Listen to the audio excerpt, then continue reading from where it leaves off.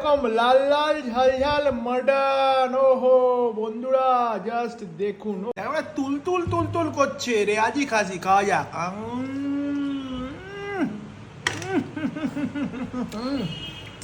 ওমা আজকে দুপুরের মেনুতে কি আছে? ওই একটুখানি ওই যে রিয়া খায়নি, রিয়ার জন্য রেখেছি। রিয়া তো আসলো না, তুই খেয়ে নে রিয়ারটা।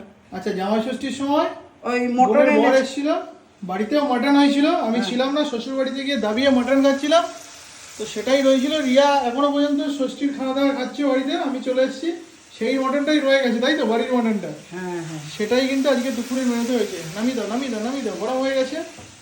তো মোটামুটি জামাই ষষ্ঠী গেছে হয়তো 2-3 দিন হয়েছে, তো সেই মটনটাই রয়েছে, রিয়ার জন্য রাখা ছিল। তো এটা কিন্তু আমি খেয়ে ফেলছি। ওকে দেখো বন্ধুরা, দেখো। ওহো, আর কি করছো আজকে? আর কিছুই করনি?